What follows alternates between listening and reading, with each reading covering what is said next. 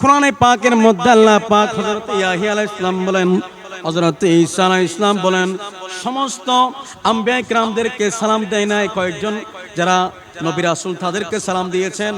সূরা মরিয়মের মধ্যে সূরা মরিয়মের 15 নম্বর আয়াতের মধ্যে আল্লাহ পাক এভাবে বলতে লাগলেন, ওয়াসসালামু আলাইয়া ইয়াউমা উলিদতু ওয়া ইয়াউমা আমুতু ওয়া ইয়াউমা ইউবআসু হাইয়া। জোরে বলুন না সুবহানাল্লাহ।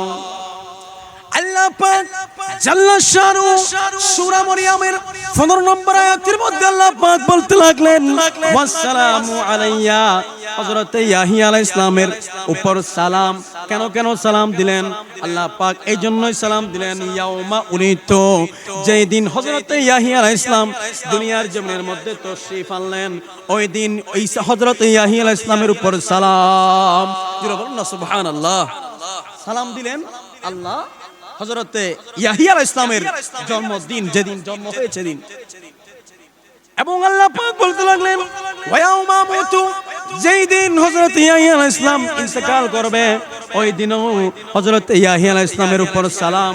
আবার বলতে লাগলেন, ওয়া ইয়াউমা ইউবআসু হাইয়া, যেই দিন খবর থেকে উঠে ময়দানে হাসরের মধ্যে একত্রিত হবে, ওই দিনও হযরত ইয়াহিয়া আলাইহিস সালামের উপর সালাম। জোরে বলুন না সুবহানাল্লাহ।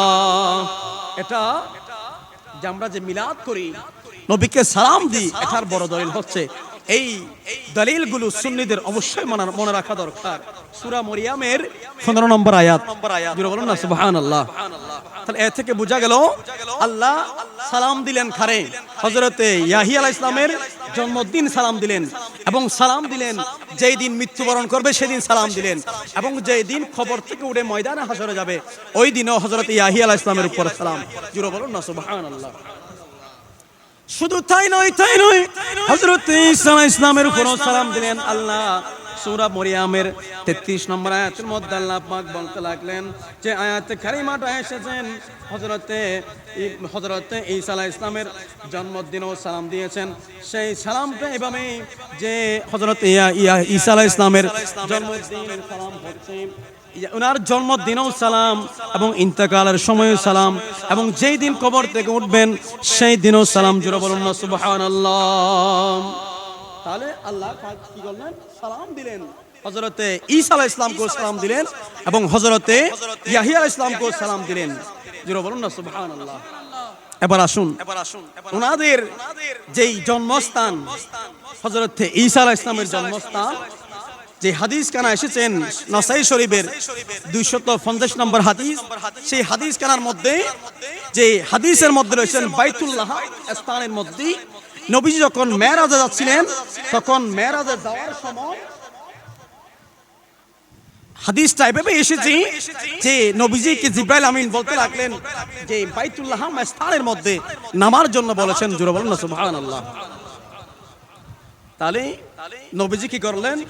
হযরতে ঈসা আলাইহিস সালামের জন্মের যে স্থান, সে স্থানে মেরাজে যাওয়ার সময় 2 রাকাত নামাজ পড়েছেন। জোরে বলুন না সুবহানাল্লাহ।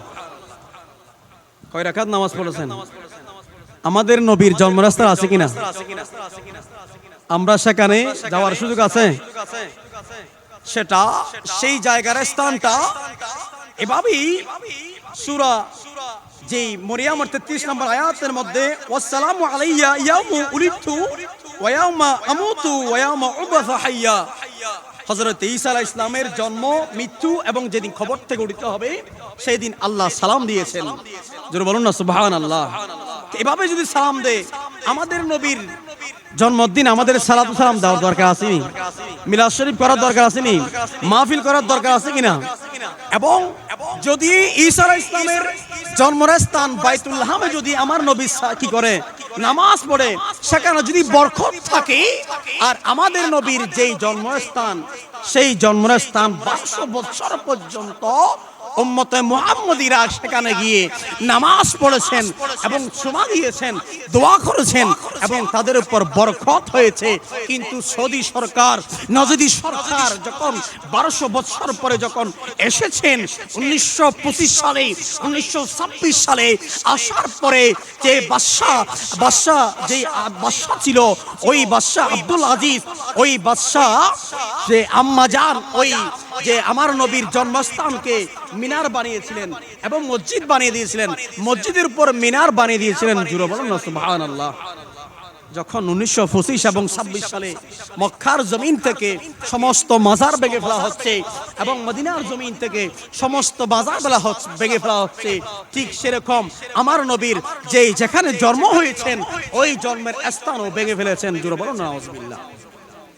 এত বেশি নবী বিদ্বেষী ছিলেন, এত বেশি নবী বিদ্বেষী ছিলেন, ওনারা কি করেছেন, নবীর জন্মস্থান যেখানে ছিল মসজিদ ছিল, সেই মসজিদ পর্যন্ত ভেঙে ফেলেছে। সেই মসজিদটা কি করেছিলেন বাদশাহ আব্দুল মালিক ইবনে মারওয়ান মালিক কি করেছেন, সেই জায়গাটা ওয়াকফ, ওনার আম্মাজান ওয়াকফ করে দিয়েছিলেন। জোরে বলুন না সুবহানাল্লাহ।